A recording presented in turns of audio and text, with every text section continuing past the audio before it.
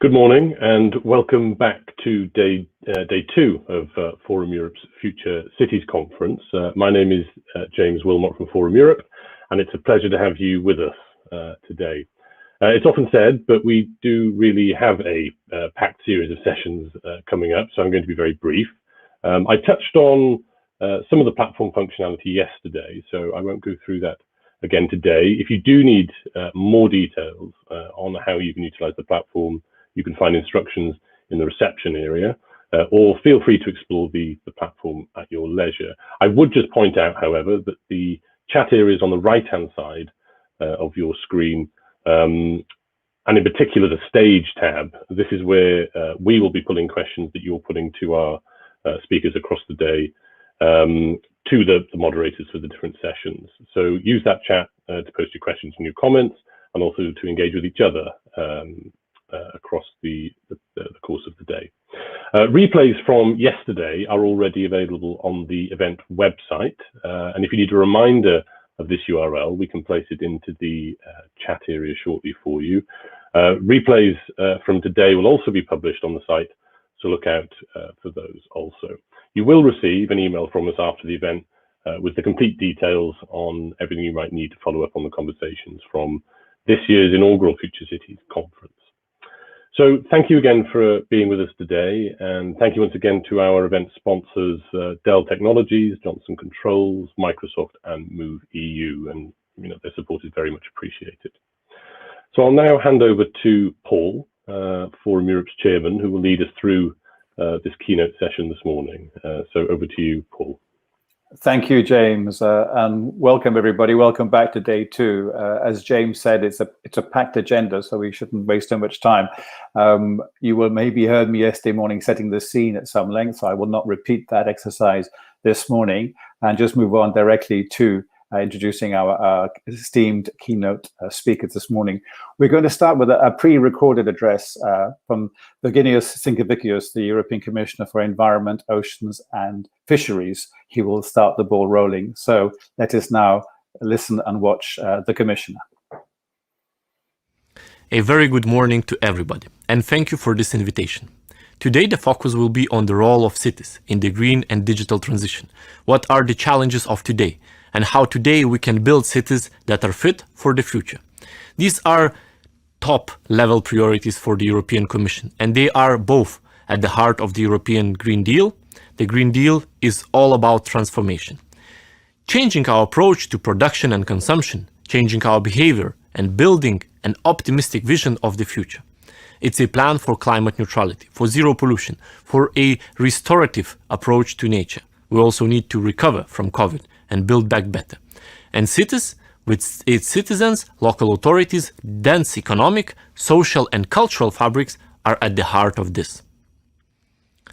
For many people, this green recovery will start quite literally at home. With the renovation wave, the Commission is tackling the complex process of help updating our urban fabrics. Today, buildings consume 40% of our energy and produce 1/3 of EU greenhouse gas emissions. The current renovation rate is only 1%, much too low to reach our climate targets. That's why we adopted the renovation wave with 23 policy actions for the Commission. We know that renovation is expensive, and that's why many EU policies and programs support the green transition for cities. In the period up to 2027, EU cohesion funds will invest over 100 billion in these journeys towards transformation. 8% of the European Regional Development Fund, for example, will go to priorities and projects selected by cities, worth over 16 billion in total. The Commission's Affordable Housing Initiative will pilot the renovation of 100 social and affordable housing districts using a smart and integrated neighborhood approach. You will also be looking today at sustainable food. It's another important area of investment for the Commission. In the next few years, the EU will spend 10 billion euros on research and innovation in the area of food. That includes the bioeconomy, natural resources, agriculture, fisheries, aquaculture, and the environment. Greater use of digital technologies will be a recurring theme together with nature-based solutions. As we promised in the Farm to Fork strategy published last summer, we will make proposals for minimum mandatory criteria for sustainable food procurement. This will help cities, regions, and public authorities play their part by sourcing sustainable food for schools, hospitals, and public institutions. It should also prove a boost to sustainable and organic farming systems. Cities are all about communication, about moving from A to B. We know that our mobility needs to change to reduce greenhouse gas emissions, but also air pollutants and noise. The Sustainable and Smart Mobility Strategy adopted last October, the aims at reducing transport emissions by 90% by 2050. We'll do that with over 80 actions in the next few years. One key deliverable is a new EU urban mobility framework, and it's due for adoption this year. It will help cities modernize their policy toolbox. It will address the need for the 1 million public charging and refueling stations we'll need by 2025 for the rapid deployment of zero and low emission vehicles expected on European roads. It will also help increase the modal shares of collective transport, walking and cycling, as well as automated, connected and multimodal mobility to lower pollution and congestion from transport. If all goes well, we should soon see the adoption of the first Horizon Europe work program very soon. It should include an extensive provision for transport and actions for co-program and co-funded partnerships like cooperative, connected and automated mobility. Wherever we look in Europe, we see cities that are driving national ambitions. That makes multi-level governance especially important. It is embedded in the EU Energy and Climate Governance Regulation, which requires member states to engage with local authorities when they draw up energy and climate policies for their national plans. So it's no surprise that 10 member states explicitly mentioned the Covenant of Mayors as an interlocutor in this context. Proof, once again, that when it comes to climate, it's cities that lead from the front. I hope this process will continue and that you, mayors and citizens, continue to play that leading role, especially in the context of the new climate law and just transition dimension of the European Green Deal. We'll be facilitating the process with the launch of a revamped covenant, a Covenant 2.0 that will bring increased ambition and new services like a peer learning program.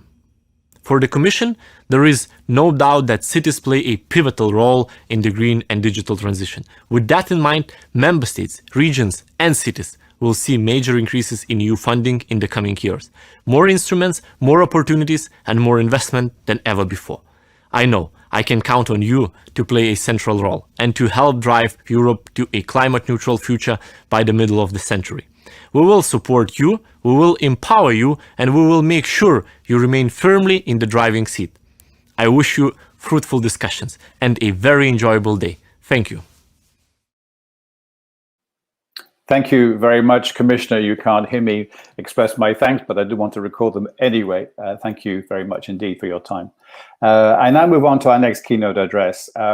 Pedro Cesar Vieira, who's the Minister of State for the Economy and the Digital Transition of Portugal. As we all know, Portugal is currently holding the presidency of the European Union, so we are particularly grateful to Pedro for making the time to be with this morning, whilst at the same time running the European Union. Without further ado, Pedro, over to you. Thank you, Paul, and good morning to all participants. I'm speaking to you from Lisbon. Lisbon name comes from the Arabic Lishabon, which comes in turn from the Roman Elisipo. And the name Elisipo comes from the idea and the legend that Ulysses himself was the founder of Lisbon.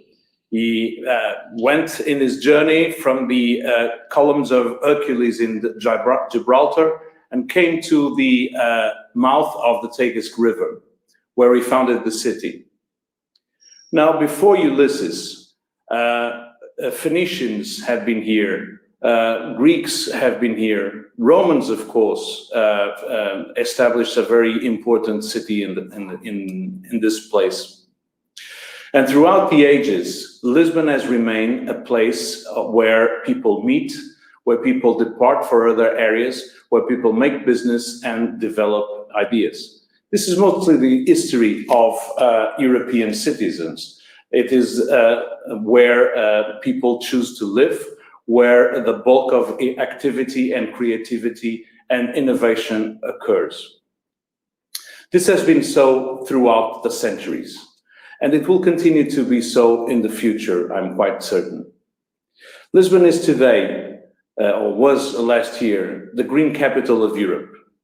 An ambitious program to increase green spaces and to continue to invest in energy efficiency, in public buildings, in transportation systems, in using digital technologies to improve the management of water and wastewater systems, transportation systems, and the continuing management of public spaces have been deployed in order to make sure that we could continue to reduce energy consumption, CO2 emissions, and have a better situation in the city.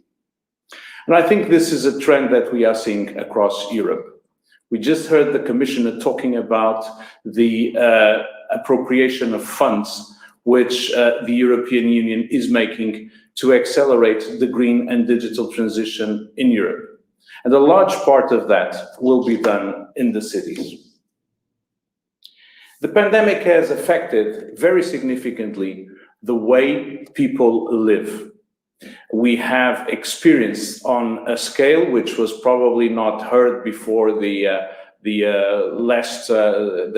very large pandemics of the past, situations where people have departed the cities or have lived within the cities apart. We have seen that the maturity of digital technologies is much more developed than we expected or anticipated. And finally, we began to realize how much they can help different manners to work. Some people are considering that this will affect the way cities are organized and how people choose to live in spaces.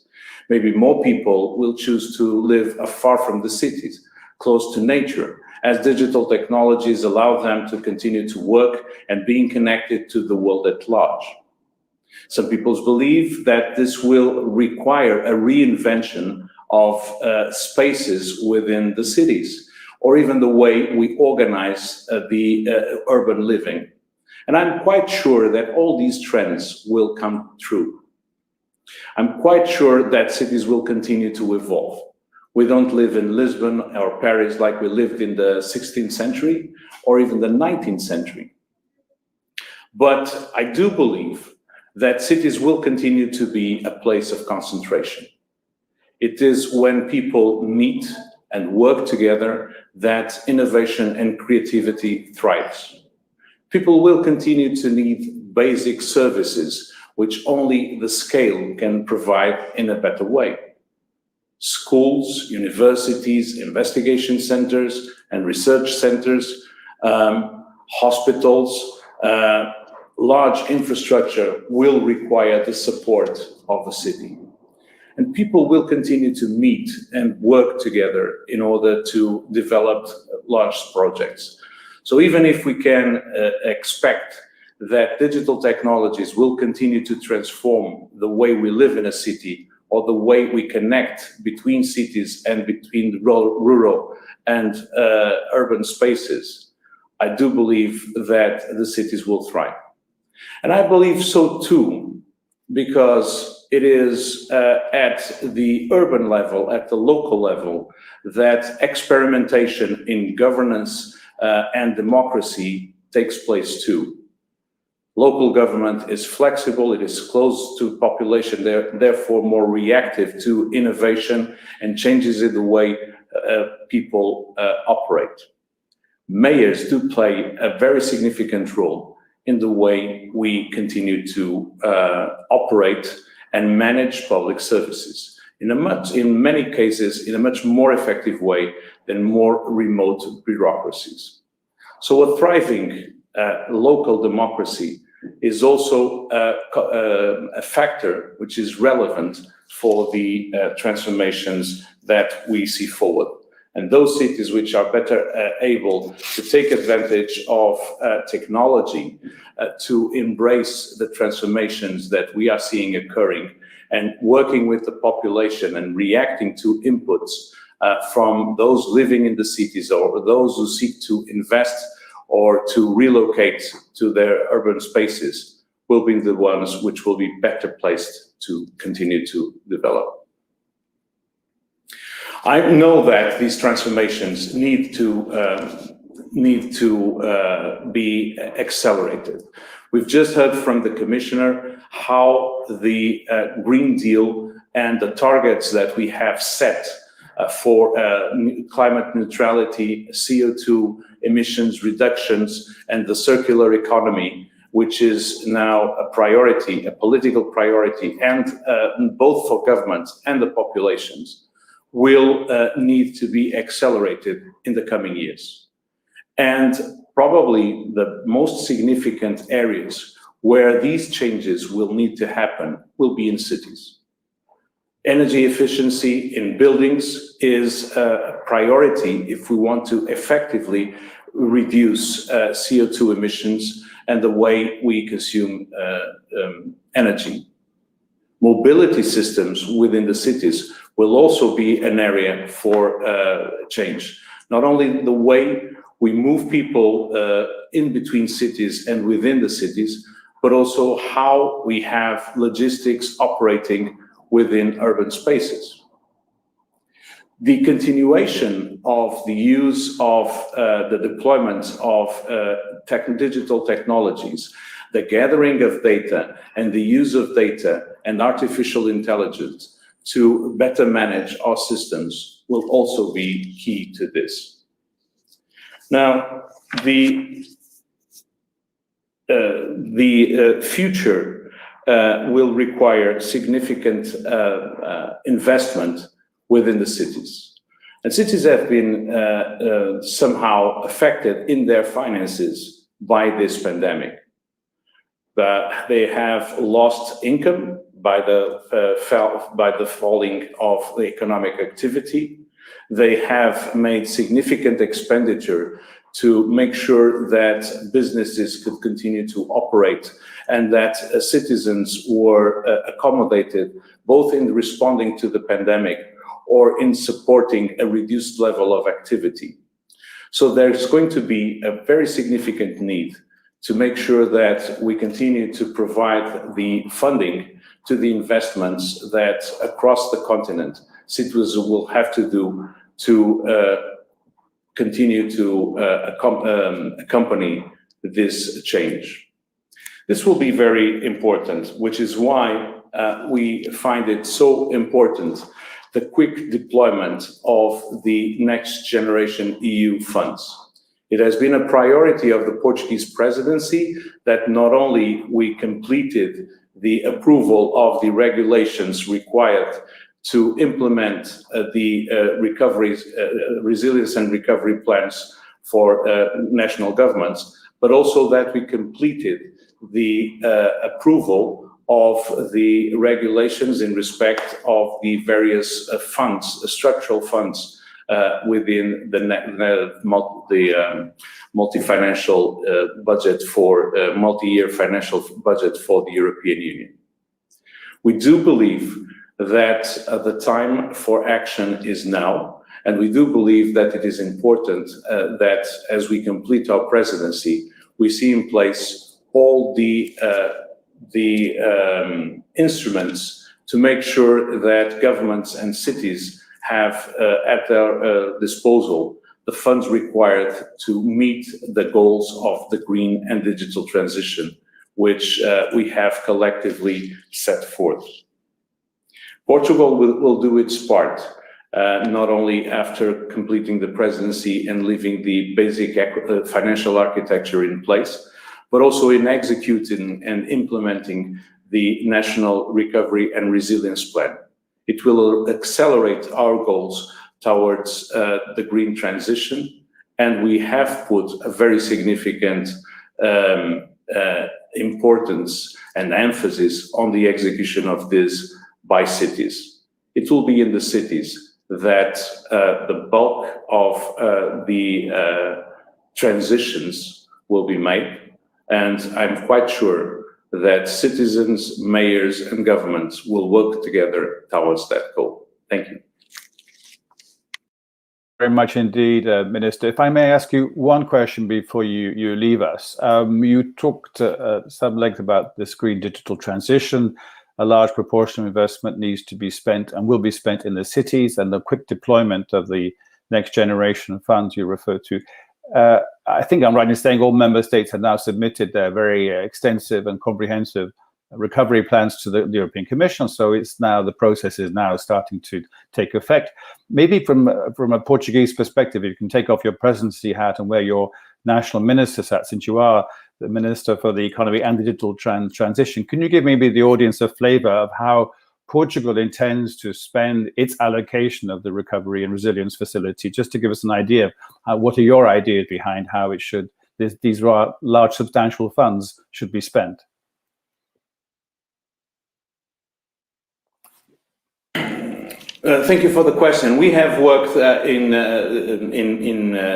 matching the funds that we have available with existing plans in order to accelerate those plans. Of course, the National Energy and Climate Transition Plan, the National Digital Transition Plan that we had approved just in February 2020 at the eve of the pandemic striking our country.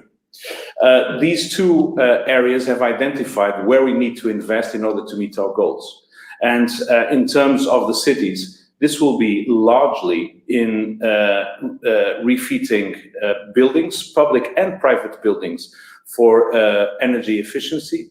It will be in changing transportation systems, mobility systems within the large metropolitan areas of Lisbon and the Porto are extremely responsible for emissions in this country. So we will make a significant investment in the two areas, two large regions, in order to reduce emissions there. But we will also be using and deploying digital technologies for the services of e-commerce and the infrastructure required for a more intelligent logistics systems within the cities. It is very obvious that as commerce goes online, we will need to have better managed logistics systems which can continue to service the population without increasing traffic or in a manner which is polluting. So I think it's going to be a lot on buildings. It's going to be a lot on infrastructure the transportation systems, and then on using data for the better management of cities. Thank you. Well, thank you very much, Minister. Thank you, Pedro, for your time, and have a good day. Thank you. Good morning to you all. Thank you again, sir. We now move on to our next keynote address. Leliana Pavlova, who is a Vice President of the European Investment Bank. She has a very lengthy CV, so I will not read it out at great length to the audience, but I think you'll see it on the conference website. Suffice to say that Leliana's experience goes back almost 25 years in this broad area, so there's nobody better qualified to address this right now than Leliana. So without further ado, Leliana, over to you, and welcome, and thank you for your time. Thank you very much, Paul, indeed, for this kind and nice introduction. Good morning, everyone. It is really great pleasure for me to joining you, distinguished ladies and gentlemen, colleagues, ministers, friends. I'm really glad to be here with you today, and thank you, the whole team of Forum Europe, for the invitation and for the excellent cooperation we had so far. Building resilience and competitiveness of the EU economy through achieving green and digital recovery, a very important topic. And also, as we heard already from the minister, among the main priorities of the Portuguese presidency of the Council, priorities which are shared by us, by the EIB. Indeed, the decade to 2030 is the critical decade for climate and environment, along with the recovery, which we need to also to address. The 50% emission reduction target set by EU is a very positive step in the right direction, showing once again global leadership in climate. To achieve this, significant in the magnitude of trillions investment will be needed, will be required in different projects and investment that contribute to sustainability, to climate action and environmental sustainability. So within the European Union budget, there are a lot of instruments that support this kind of investments, like Just Transition Mechanism, Recovery and Resilience Facility, along with the multi-annual financial program, different dimensions. I'm glad to say that the European Investment Bank, we will be key implementing partner for the European Commission, for the member states, for most of them. Ensuring smart and sustainable recovery by deploying the twin green and digital transition agenda will be decisive in shaping the future and competitiveness of EU. And I believe we, as the EU bank, are well placed to support the preparation and financing of the necessary investments. Our priority is, of course, to support the implementation of the European Green Deal by investing in sustainable development in the different sectors through our lending and financing, but also through our advisory services, which we can offer to our partners and clients and friends. We, as an EU climate bank, we have set ambitious targets, climate targets, and we are already on the way achieving them. First of all, we have decided to phase out financing unabated fossil fuel energy. Second, as of this year, all our financing activities are aligned and aligning with the goals and principles of the Paris Agreement. What we have foreseen as now, from now on, to dedicate at least 50% of our lending and of our financing to climate action and environmental sustainability, which means approximately we on an annual basis provide 70 billion euro, 50% of this by 2025 to be invested in climate. And already the last year and this year we achieved partially this target with more than 40% of our investment targeted to these investments. Long term, by 2030, our ambition is to mobilize 1 trillion euro of climate and environmental investment. As I said, in order to reinforce our role as EU Climate Bank, we have adopted Climate Bank Roadmap, which lays down the principles how we can achieve our climate ambition and how we can support countries and regions in delivering, in achieving this ambitious goal set by the EU. For the Climate Bank Roadmap, we in fact are addressing and providing a very detailed ambitions plan on how specifically we are going to support member states, public, regional authorities, also financial institutions and corporates in identifying emerging opportunities and in addressing financing gaps that restrict market development and stepping up with our wide range of financial and advisory products. We will focus on clean energy, innovative and digital technologies that modernize industries. And we will, of course, introduce new tools that could draw on robust climate data to better understand climate risks. we are committed to green transition and delivering all the goals of the Green Deal, but of course all our investments have to ensure that they are just and inclusive, because cities and regions will play a key role as we are now launching the green recovery. And in fact, they have a crucial role in the implementation of the Green Deal.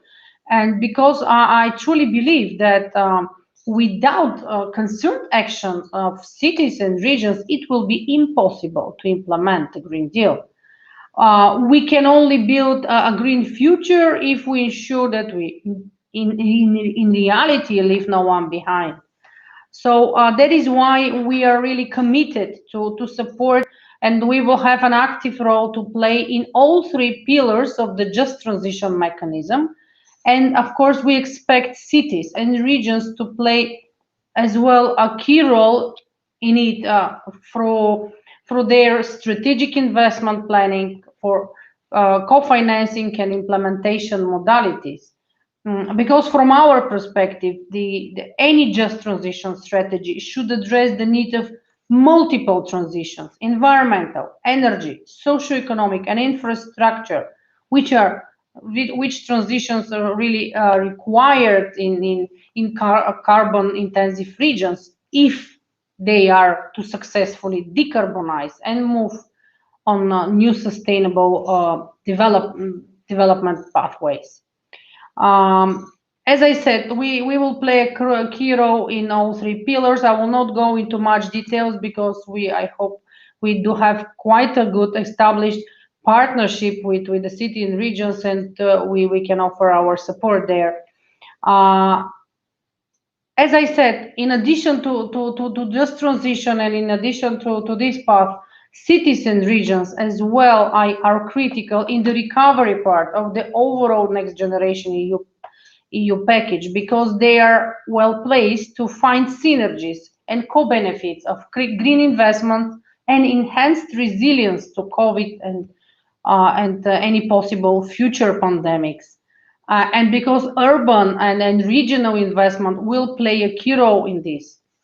And I'm glad to say today that urban lending represents typically 1/3 of our lending overall. And there are several areas of the Green Deal which are already supported by our urban financing and also through our different advisory facilities and instruments. And I can give you a few examples. In the last 5 years, we have financed more than 2.5 billion euro of investments in circular economy across all sectors, almost half of which were in the city context. Also, we've been playing an active role in the circular economy partnership under the EU agenda, and we have developed circular city funding guide with the support of our advisory team in order to support cities and regions in this endeavor. Also, as Commissioner earlier mentioned, and Minister, the European initiative on the building renovation and renovation wave, we are of course happy to contribute to the implementation of the different instruments and projects. And for this purpose, we are ready to increase our usual co-financing, which is 50% of the project, but specifically for the renovation wave, we are ready and to increase it to 75% of the project costs for building rehabilitation and energy efficiency measures along with it.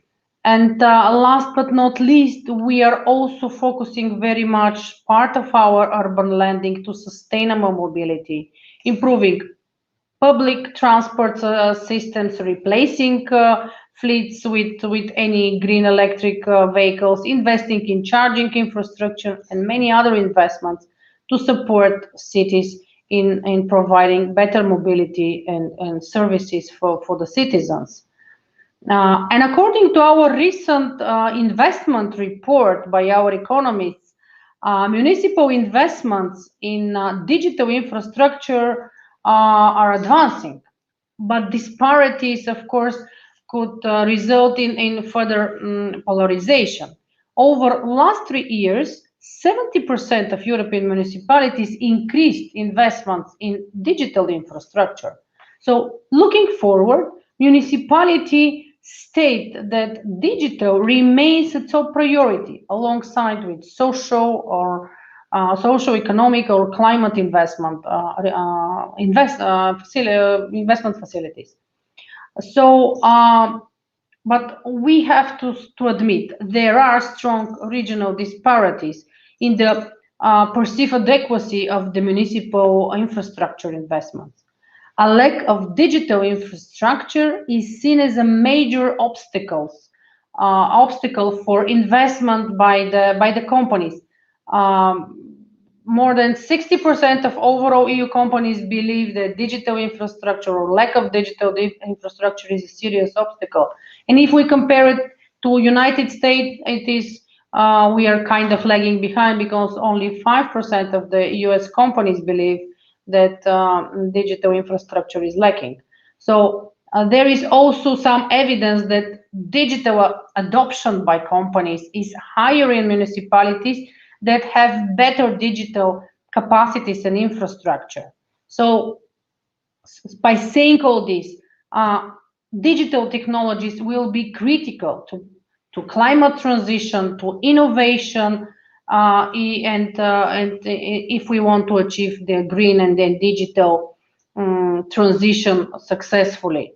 So examples of enabling digital technologies could include smart urban mobility, smart grids, precision agriculture, sustainable supply chains and environmental monitoring, and many others. And innovation that uses digital technologies to achieve greener processes is of particular strategic importance for the sustainability and also for the competitiveness of our regions and our economy.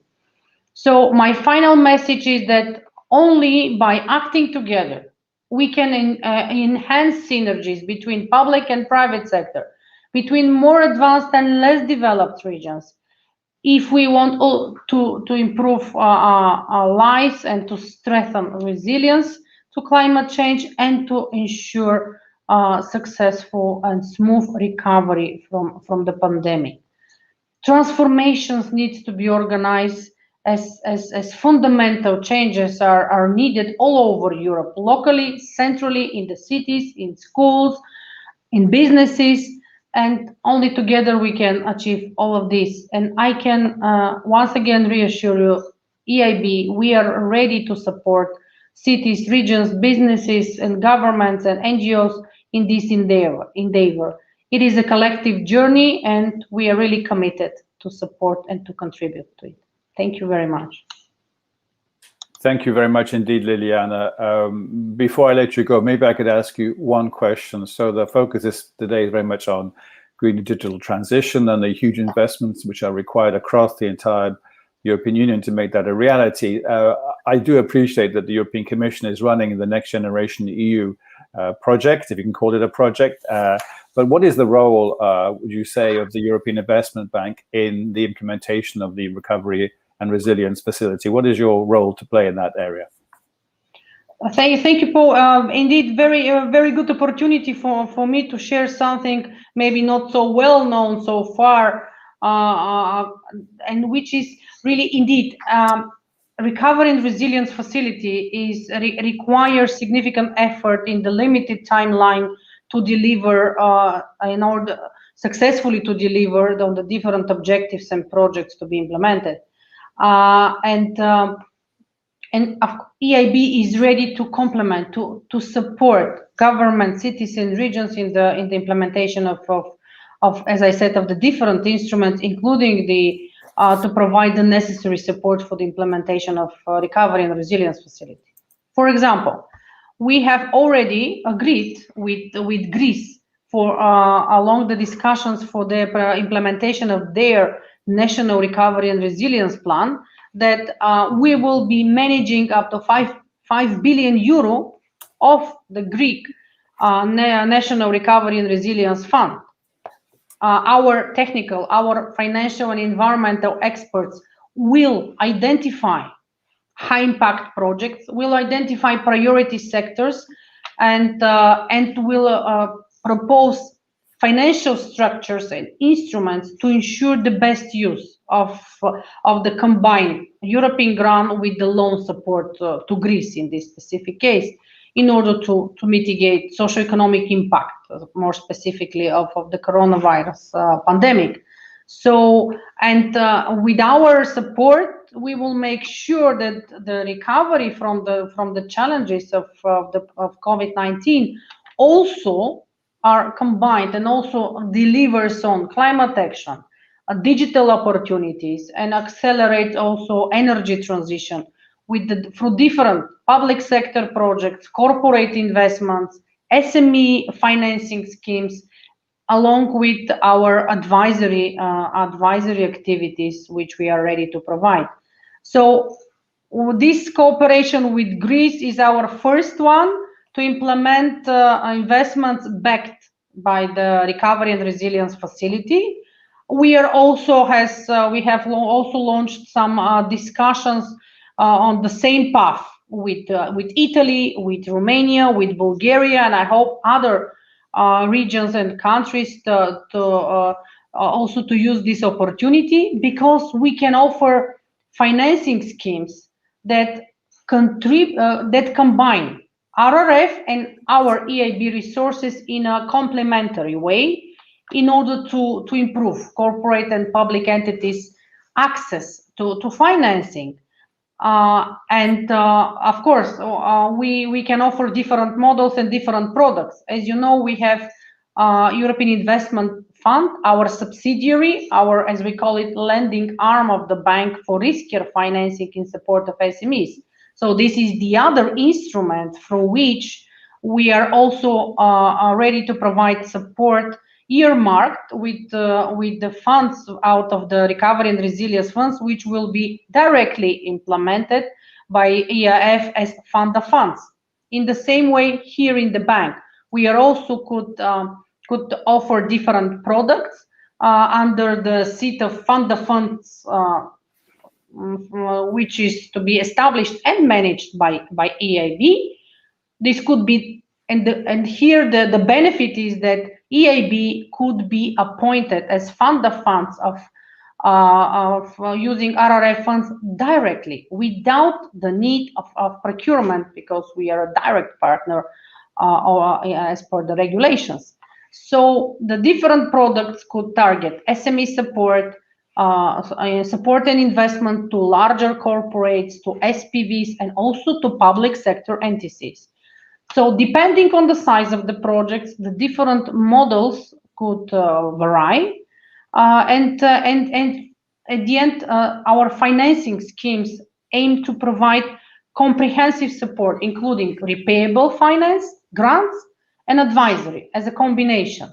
So the grant funding would be provided, could be provided either directly to EIB or alongside with our financing, in the form of investment grants, in the form of interest rate subsidies, or as project preparation support, of course, subject to state aid rules and limitations, but there are different opportunities which we can provide. So we can offer collateralized direct lending blended with recovery and resilience funds.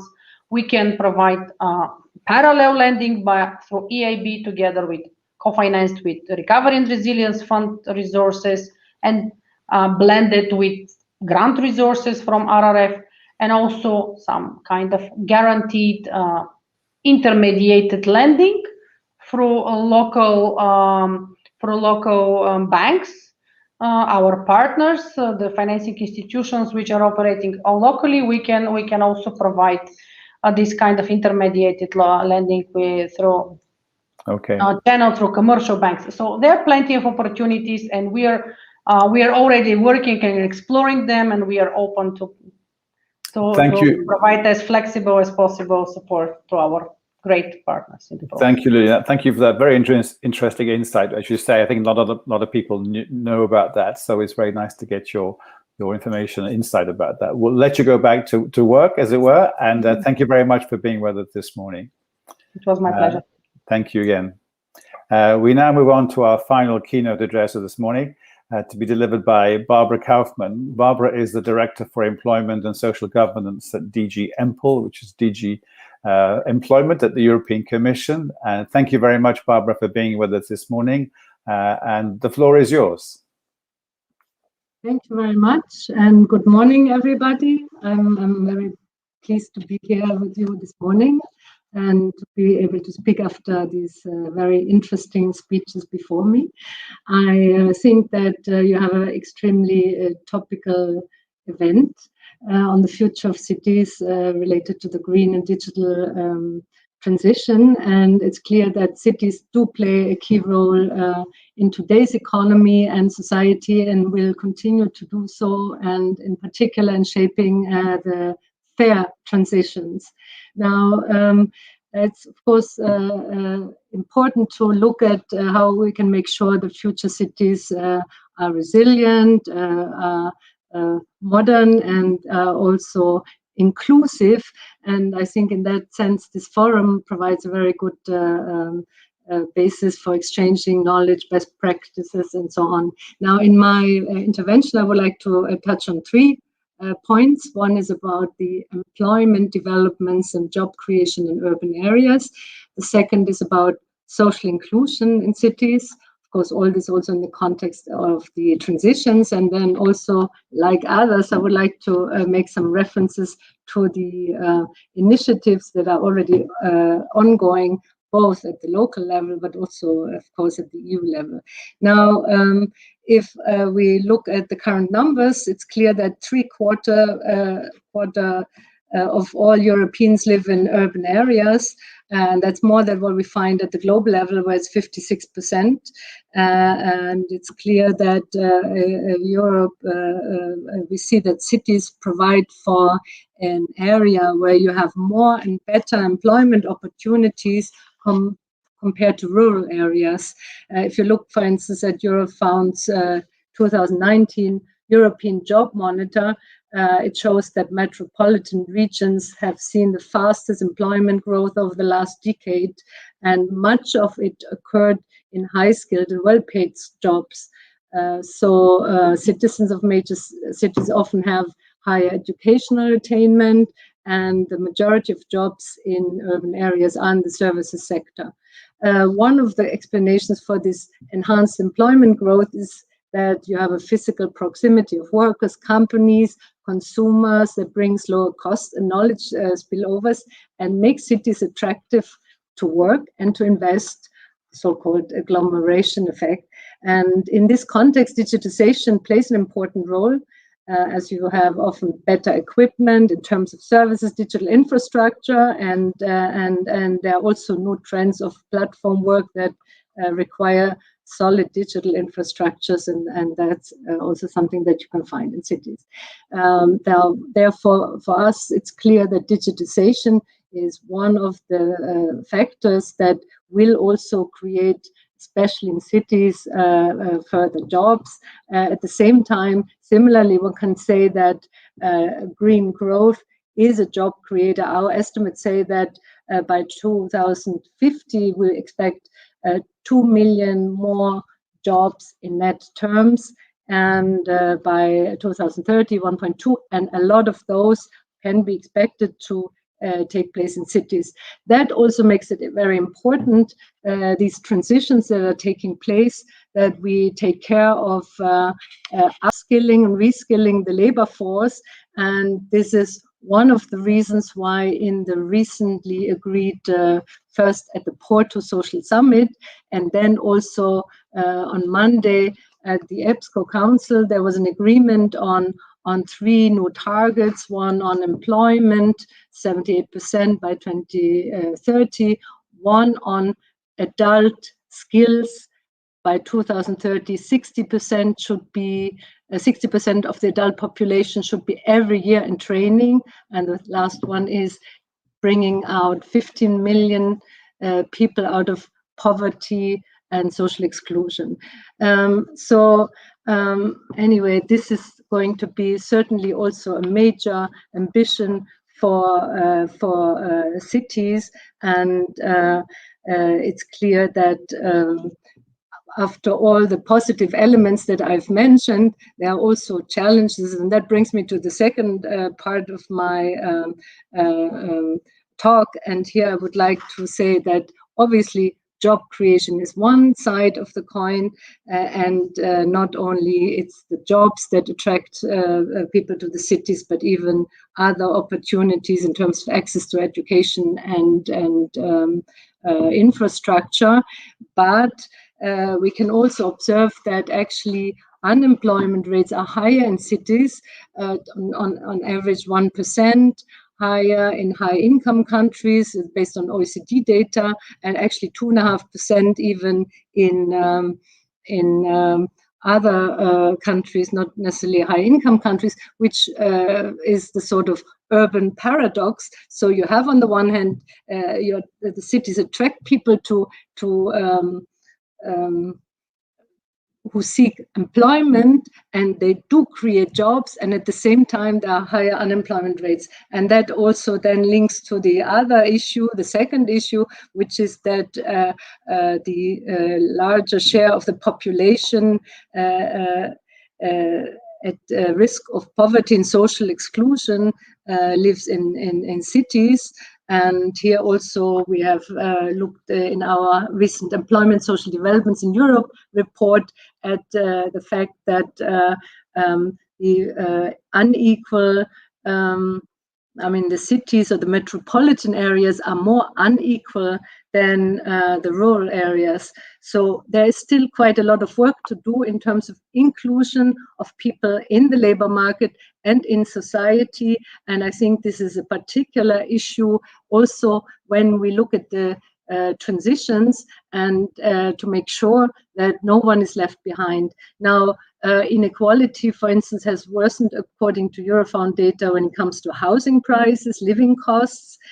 Housing insecurity tends to be a problem in the major city and in major cities. For instance, in Brussels, 69% of residents experience some housing insecurity compared to 25% in the rest of the country.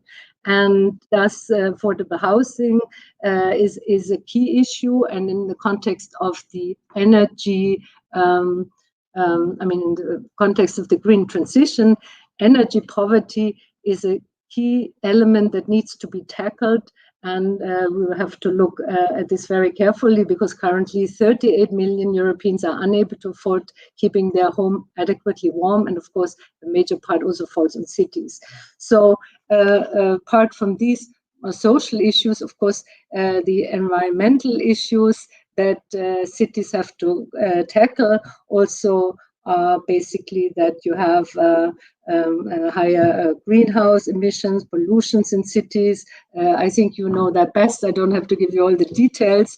And besides the contribution this does to the CO2 emissions, I think there's also a key element for the health of our citizens, where we have some statistics saying 40 million in Europe people breathe air containing at least one pollutant above the WHO value limits.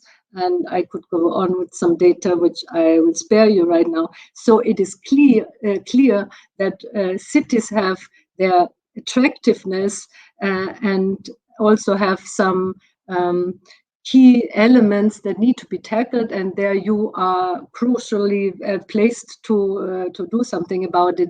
And that brings me to the last point. We recognize that already many very important actions are being taken to tackle these, on the one hand, environmental issues, also these social inclusion issues.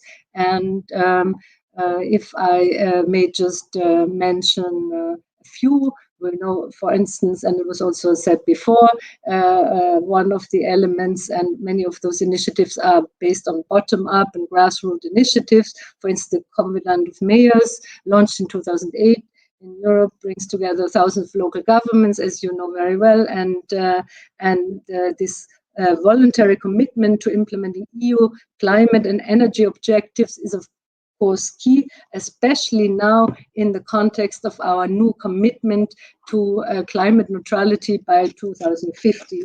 Also, Commissioner, I think, Vicius already mentioned this covenant. Secondly, the Eurocities launched in 2019 the Inclusive Cities for All, Social Rights in My City initiative. And here, for us, this is very important also because these cities have pledged to act on the principles of the European Pillar of Social Rights through dedicated investments for city measures, through, for instance, more affordable housing and support for homelessness, active support to employment, and so on. We believe that the European Pillar of Social Rights is the right framework for working on different, let's say, ambitions that we have in terms of quality jobs, in terms of inclusiveness, in terms of social protection and skills. And from that point of view, we hope that this initiative is joined by many others. And the last initiative I wanted to mention is the so-called City Donut, conceptualized by Kate Raworth, which brings communities together to work and to re-envisage a life within the safe space of the planetary boundaries. Now, many before the speakers before me have already mentioned that, of course, the EU is acting and pushing for action through many means and through many initiatives. Of course, the Green Deal is the overarching framework, together within the ambitions for just transition that are key in this context. Well, as was already mentioned, one of the key initiatives is then, of course, the renovation wave. I will not go into detail because you have already heard all about it. It's expected to generate approximately 160,000 new green jobs in the construction sector, and also reducing, of course, greenhouse emissions. And that renovation wave eventually will also contribute to reducing energy poverty, because, of course, it will reduce the energy needs of people. And another element that I wanted to mention, another initiative, is the new Bauhaus Initiative, as a very creative and interdisciplinary initiative that brings the Green Deal to our living spaces. It calls for collective effort to imagine and build accessible spaces to foster dialogue and social cohesion. Here, there's also the construction element and new and old skills brought together, and also, of course, accessibility, affordability, key elements here. Then the Horizon Europe mission on smart and sustainable cities is also a key element, which promotes concrete innovation-based solutions at the local level for up to 200 cities in the EU. And they will cover policy areas and include also relevant stakeholders. Now, funding has been mentioned quite a bit. So, of course, let me say as an overarching element here, the Next Generation EU was mentioned. That's worth 750 billion over the next few years. And here in this context, the EU, the Commission is able to borrow on behalf of the EU funds to kickstart the economy and to push forward the green and digital transition. And here in this context of the Next Generation EU, 37% are earmarked for green and climate policies and 20% for digital spending. If you look at the overarching budget, I mean, including also our multi-annual financial framework, we're at 1.8 trillion, and 30% of that is earmarked for the green transition, which I think is very impressive. The minister already mentioned, for instance, the Recovery and Resilience Facility at the center of the Next Generation EU. And it is in these days now that we are looking at recovery and resilience plans that member states have submitted, most of them are submitted, and that will be a cornerstone in pushing forward the green and digital and just transition. Now, InvestEU is another big element which mobilizes 372 million. Also, the Vice President of the EIB already mentioned that the EIB plays a key role in this context, and I will not dwell further on this. I think it's also worth for me to mention the Just Transition Fund, which is, of course, a key element to help those that might suffer most in the context of the transition, and that's often particular regions, for instance, coal regions, but of course this also affects cities. And I should definitely also mention the European Social Fund as a key element to ensure that we reduce economic and social disparities. What is important that all these funds, I mentioned it already a little bit in the context of the recovery and resilience plans, are based on serious assessments of challenges and actions that will be put in place, reforms that are then also looked at the EU level. So it is not just money handed over, but a real serious work to push forward actions.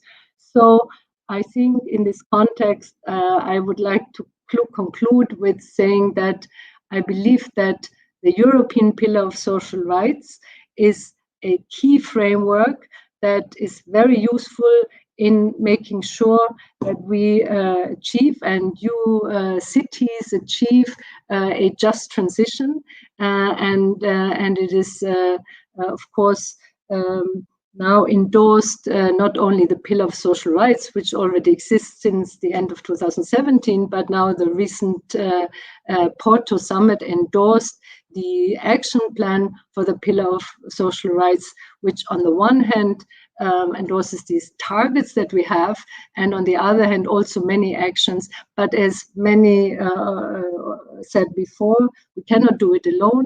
I think it is clear that we all have to act together on this, and I wish you a very good conference, and I'm sure that you will make further progress today and also in the future. Thank you very much. Thank you very much indeed, Barbara. That was an extraordinarily wide-ranging and comprehensive overview of all the many initiatives that was happening at the moment. That was extremely useful exercise indeed. Thank you very much for being with us this morning. We now move on to our first panel discussion of the morning. It's called The Role of the Renovation Wave Strategy for a Circular and Smart Urban Transformation. So please, all of you in the audience, do stay tuned in the main stage, and hope you enjoy the rest of the conference today. Bye-bye.